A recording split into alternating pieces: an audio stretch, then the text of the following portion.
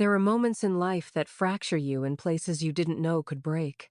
I remember the exact minute she left. Not just the room, but me. Her eyes didn't hold anger or guilt, just distance. Like I had already become a stranger, even though I was still standing in front of her. Her name was Alina. Soft-spoken, fiercely independent, the kind of woman who could set a room alight without raising her voice. We met at a friend's wedding-typical meet-cute stuff. She laughed at a joke I wasn't sure I made, and before I knew it, we were sharing long coffees and longer silences that never felt uncomfortable. For 2 years, she was the rhythm of my life. We moved in together, painted the walls of our tiny apartment in colors we picked from memory, not swatches. She made playlists for rainy days and labeled leftovers with dumb little puns. She was sunlight after storms. And then, she wasn't. It started small. Her texts became shorter, her laughs fewer. Nights out with her coworkers turned into late returns and vague stories. At first, I blamed the stressor, new project, the deadlines, the pressure. But deep down, I felt the shift. You always feel it before you admit it. Then came the night she didn't come home at all. I waited on the couch, calling twice, then 3 times. No answer. At 4:12 a.m., she walked in like it was nothing. Shoes in her hand, makeup smudged in that careless way people try to hide guilt.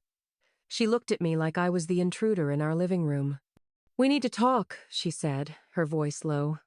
I don't remember most of what followed. Just pieces. "There's someone else." It wasn't planned. I didn't mean to hurt you. But she did. She carved me open with every word, and when she left that night, she took everything except her shadow. I didn't cry. Not then. I sat in the dark long after the door clicked shut, replaying every moment we had shared, trying to pinpoint the exact second I lost her. Weeks passed. I did what broken people do. I erased her from my spaces. I threw away her mug, deleted our photos, folded her sweater and left it with her sister. But you can't declutter memories the same way. They stay loud in the quietest hours. I heard through a mutual friend that she was happy, that the guy was some marketing director she met at a launch party. I imagined him taller, smoother, with better punchlines and a fancier car. I hated that I wondered. Time, as it does, moved. Slowly, clumsily. I took up running, more for the pain than the health. I met new people, let a few in, but nothing stuck. Not because they weren't enough, but because I still wasn't whole. Then, nearly a year later, I saw her name flash on my phone. Alina. For a moment, I thought it was a mistake. A pocket dial, or some algorithm resurfacing ghosts. But then came the text. "Can we talk? Please." I stared at the screen until it dimmed. My chest was tight-knot with longing, but something more complicated. Curiosity? Resentment? Closure? We met at the park near my old apartment, where we used to walk our imaginary dog and talk about maybe getting a real one someday. She was already there when I arrived, sitting on a bench, wringing her hands. She looked different.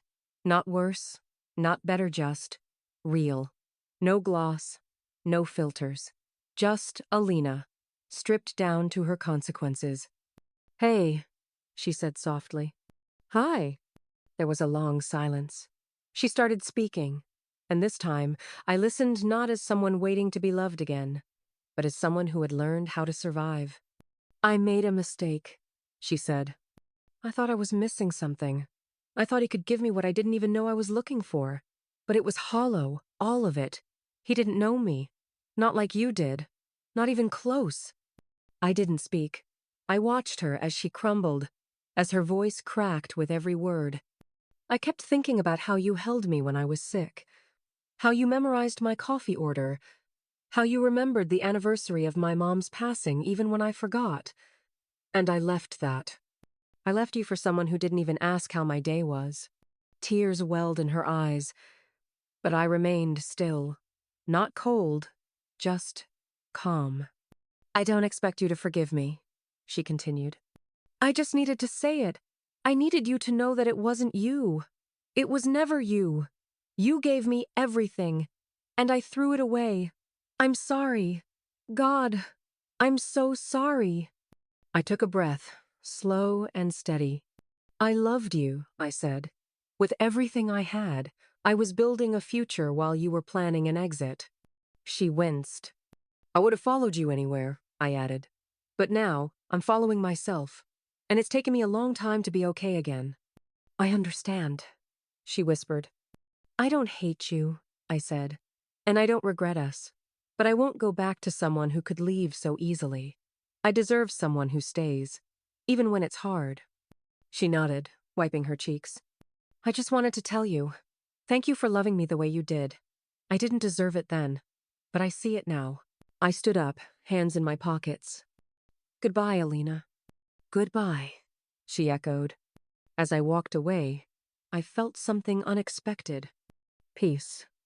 No more what-ifs, no more nights wondering why I wasn't enough. I had given her my heart once. She gave it away. And now, finally, I was giving it back to myself.